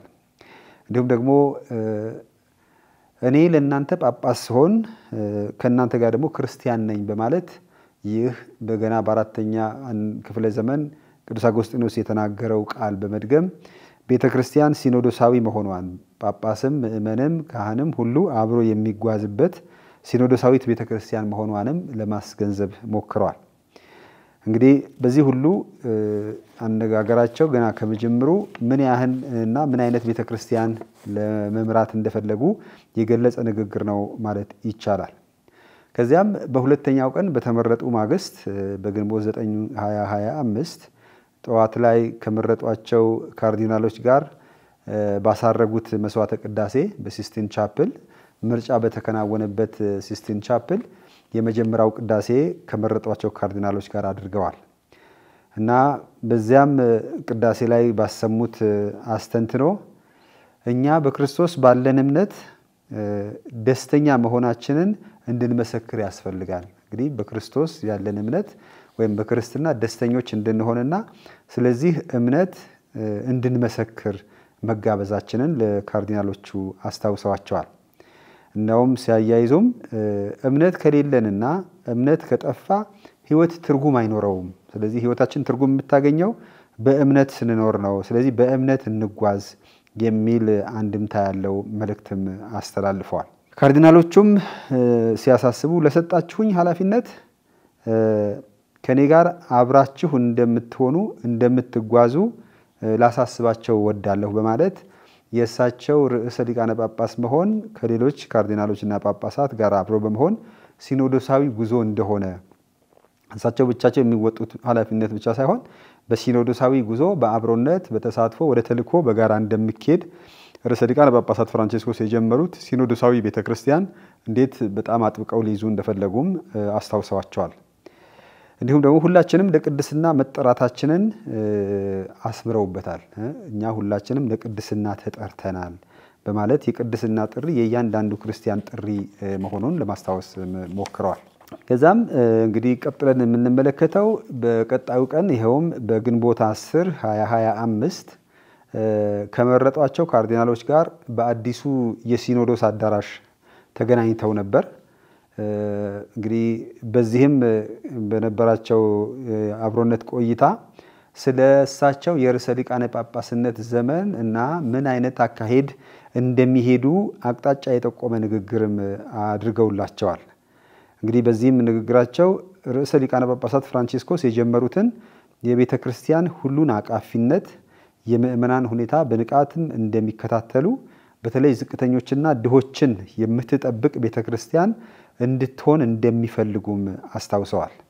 እንግዲህ ርዕሰ ሊቃነ ጳጳሳት ፍራንቺስኮስ የጀመሩትን ቤተክርስቲያን ከሁለተኛ ጉባኤ ቫቲካን አስተምሮ ጋር በማያያዝ ቤተክርስቲያንን ማደስ እንደሚፈልጉ እንግዲህ ርዕሰ ሊቃነ ጳጳሳት ፍራንቺስኮስ ሲኖዶሳዊ ጉዞም ቢሆን ከሁለተኛ ጉባኤ ቫቲካን የተወሰደ አስተምሮ እንደሆነ ይናገሩ ነበር።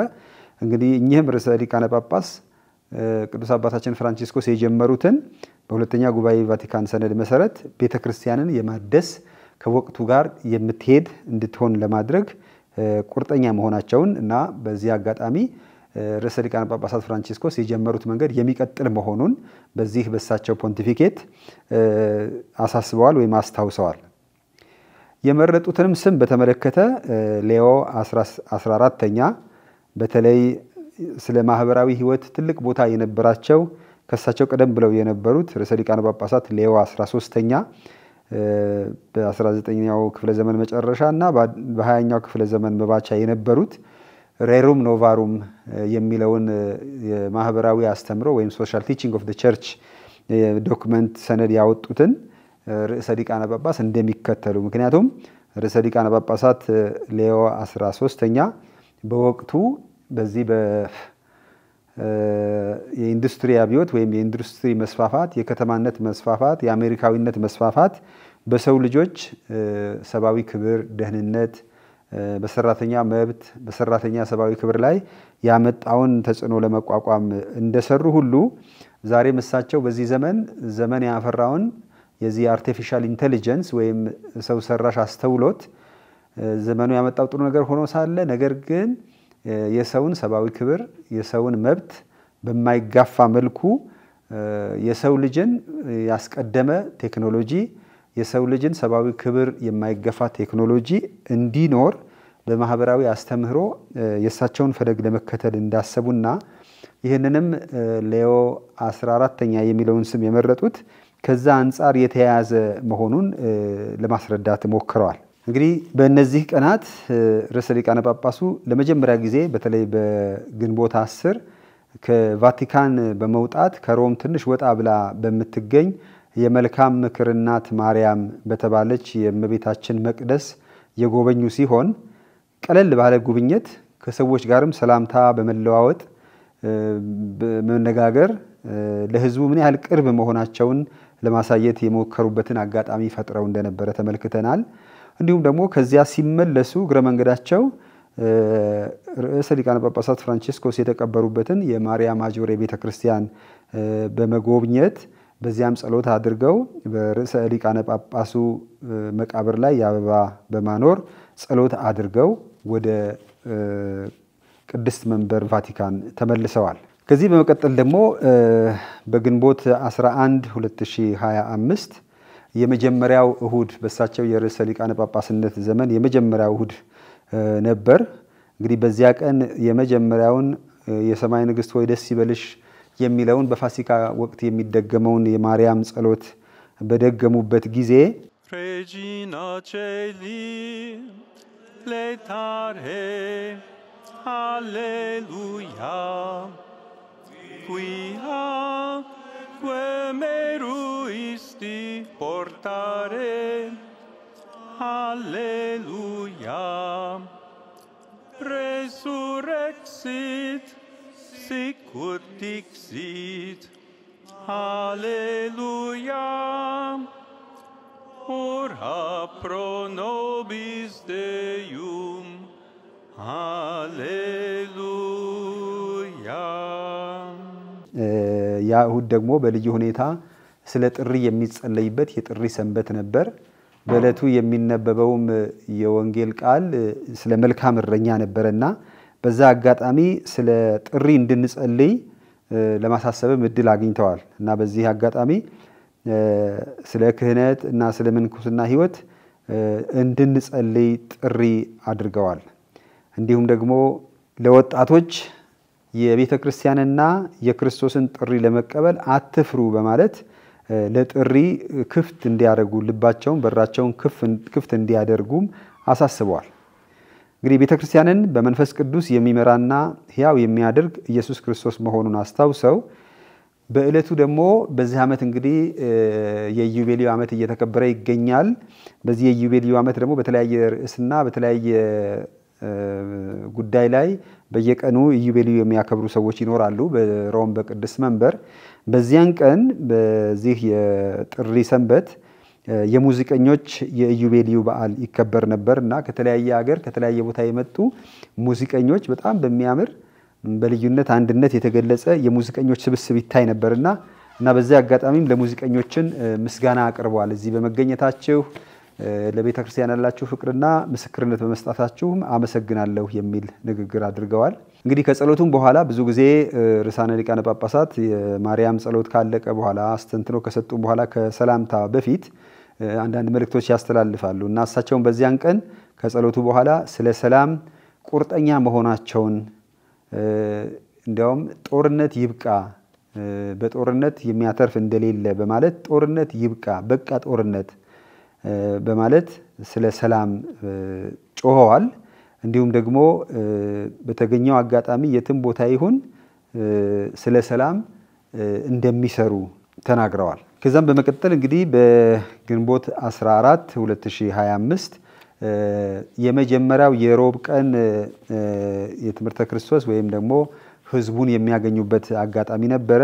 በዚህ የመጀመሪያው ሮብ ደግሞ በዚህ በኢዮቤልዩ ዓመት የምስራቅ ስርዓተ አምልኮ የሚከተሉ ካቶሊካውያን በሮም ይገኙ ስለነበረ በተለይም ከግንቦት 12 እስከ 16 እና በዚህ ቀን በቅዱስ ጳውሎስ ስድስተኛ አዳራሽ ከምስራቃዊት ቤተክርስቲያን የመጡ ምእመናን ካህናት እና ጳጳሳትን በአዳራሽ አግኝተዋል እና ይህም የመጀመሪያው ከህዝብ ጋር የተገናኙበት አጋጣሚ ሆኖ ነበረ።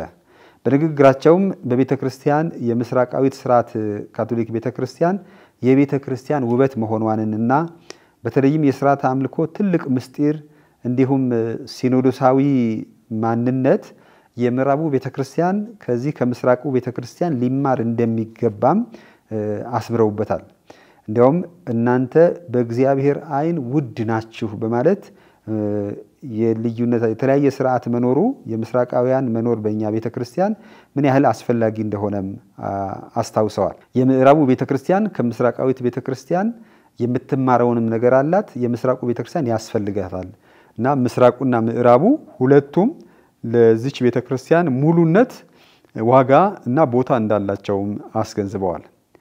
የምስራቁ ስርዓተ ቤተክርስቲያን ወይም በምስራቅ ስርዓተ ሃይማኖት ወይም ደግሞ ስርዓተ አምልኮ የሚያመልኩት በአብዛኞቹ በጦርነት በስደት ብዙ መከራ እየተቀበሉ እንዳለ ማስታውሰዋል። ይኸውም ከኢራቅ ጀምረን ሲሪያ፣ ዩክሬን፣ ኢትዮጵያ፣ ኢየሩሳሌም በብዙ መልኩ ጦርነቶች ያሉባቸው ግጭቶች ያሉባቸው ክርስቲያኖችም ተፈናቅለው በጣም በተበታተነ ሁኔታ እንደሚኖሩ እና የሰማዕታት ቤተክርስቲያን እንደሆነች ነገር ግን በዚህ ሁሉ ተግዳሮትና ስደት መከራ መካከል በእምነታቸው ጽኑዎች በመሆናቸው የእምነት ምስክርነታቸው ለሁላችንም ትልቅ እንደሆነ እና የሰማዕታት ቤተክርስቲያን እናት በማለት የምስራቁን ቤተክርስቲያን ሁኔታ እንደሚገነዘቡ የምዕራቡ ቤተክርስቲያን ደግሞ ይችን የምስራቅ ቤተክርስቲያን እንዲረዳት በተለይም ወደ ምዕራብ በሚመጡበት ጊዜ ምእመናኖቹ የምስራቃዊ ስርዓት ተከታዮች የምዕራቡ ስርዓት እነሱ በስርዓት አምልኳቸው በራሳቸው ቋንቋ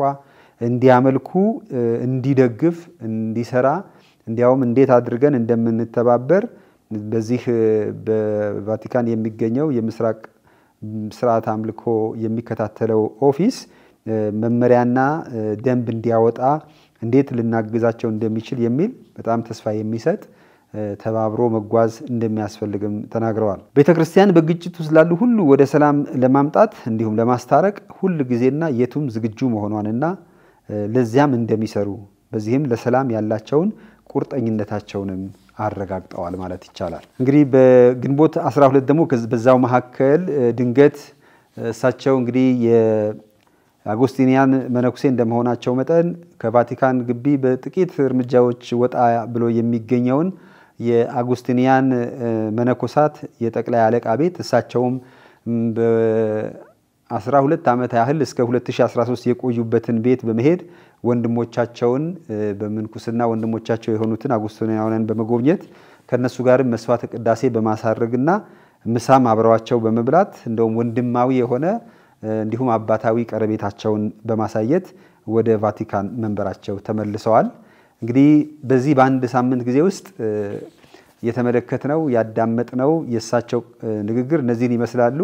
እንግዲህ በእነዚህ ንግግሮች እንደው ጠቅለል ለማድረግ የእሳቸውን ፖንቲፊኬት ወይም የርዕሰ ሊቃነ ጳጳስነታቸው ዘመን በተለይም የርዕሰ ሊቃነ ጳጳሳት ፍራንቺስኮስ አካሄድ የሚከተሉ ይኸውም ለድሆች ቅርብ የሆነች ሲኖዶሳዊት ቤተክርስቲያን የሆነች ስለ ሰላም ስለ ፍቅር ስለ እርቅ የምትሰራ እንዲሁም ደግሞ ቤተክርስቲያን በሁሉም ምእመናን የጋራ ተሳትፎ ሲኖዶሳዊ ጉዞ የምትጓዝ መሆኗን ማስገንዘባቸውን እንመለከታለን። እንዲሁም ደግሞ ቤተክርስቲያን በእምነት ህይወት እንድትጸና ክርስቶስን መመስከር ተቀዳሚ ተግባሯ መሆኑን በዚህ ዓለም ልንሰጠው የምንችለው ትልቁ ተግባር ስለ ክርስቶስ መመስከር እንደሆነ ይህ የሁሉም ተልእኮ ሚስዮናዊ ቤተክርስቲያን ሲኖዶሳዊ ቤተክርስቲያን ለሰላም ለእርቅ ለአንድነት የቆመች ቤተክርስቲያን በመወያየት ደግሞ ከሁሉም ጋር በመወያየት ልዩነትን ሳይሆን አንድነትን አጥርን ሳይሆን ድልድይ መስራትን የምትሰብክ መሆኗን ለማስገንዘብ ሞክረዋል እና ከዚህ እኔ ጠቅለል አድርጌ ስመለከተው የእሳቸው የርዕሰ ሊቃነ ጳጳስነት ዘመን ርዕሰ ሊቃነ ጳጳሳት ፍራንቺስኮስ የጀመሩትን መንገድ የሚያስቀጥሉ በራሳቸው መንገድ እንደው በተመሳሳይም ባይሆን በራሳቸው መንገድ የሚያስቀጥሉ መሆናቸው በተለይም ደግሞ ርዕሰ ሊቃነ ጳጳሳት ሌዮ 13ኛ በካቶሊካዊት ቤተክርስቲያን ስለ ማህበራዊ አስተምህሮ ወይም ሶሻል ቲቺንግ ኦፍ ዘ ቸርች ጀማሪ እንደመሆናቸው መጠን በዚህ ዘመንም እሳቸው ይህንን ለመቀጠል እንደፈለጉ ከመረጡት ስም ለመረዳት ይችላል ማለት ይችላልሁኝ። እንግዲህ በእነዚህና ሌሎች ነጥቦች የተወያየ ነው ብዙ ለማብራራት የሞከር ነው አንዳንድ ጥያቄዎች ለመመለስ ያህል ነው። እንግዲህ ተመልካቾቻችን ያልተመለሰ ወይም ጥያቄ የሆነ ነገር ካለ በጥያቄ መልክ ወይም በኮሜንት መልክ ብታደርሱን በቀጣይ ደግሞ እነዛን ጥያቄዎች ለመመለስ ተመልሰን እንደምንመጣ ተስፋ አድርጋለሁኝ። ስለ ሁሉም ነገር እግዚአብሔርን ማመስገን ይገባናል። የኛ ቤተክርስቲያን ለዘመናት በመንፈስ ቅዱስ መሪነት እየተጓዘች አንዱ አልፎ አንዱ እየተተካ የምትጓዝ ቤተክርስቲያን ናትና አሁንም አዲሱን ርዕሰ ሊቃነ ጳጳሳት ስለሰጠን እግዚአብሔርን እናመሰግናለን። እኛ አባት የሁላችንም አባት ናቸው። ካቶሊካውያን የትም ሀገር ይሁኑ የትኛውም ዘር ይሁኑ የሁላችንም አባት ናቸው እና በአገልግሎታቸው እግዚአብሔር እንዲረዳቸውም እንድንጸልይላቸው ይገባል። የእግዚአብሔር ስም የተመሰገነ ይሁን አሜን። ርዕሰ ሊቃነ ጳጳሳት ሌዮ 14ኛ በምድር ላይ ለበጎቹ እረኛ እንዲሆን ጌታችን ኢየሱስ ክርስቶስ የመረጣቸው አባት ናቸው። በተመረጡም ዕለት በቅዱስ ጴጥሮስ ለተሰበሰበው ሕዝብ እኔ አጎስጢንያን ነኝ የአጎስጢን ልጅ ነኝ አንድ ጊዜ እርሱ እንዳለው ከእናንተ ጋር ክርስቲያን ነኝ ለእናንተ አቡን ነኝ ወደ ኢየሱስ ልብ የሚመሩን ጳጳስ እንዲሆኑ መንፈስ ቅዱስ እንዲረዳቸው ዘወትር እንጸልያለን። ሰላም Patris et Filii et Spiritus Sancti discendat super vos et maniat semper.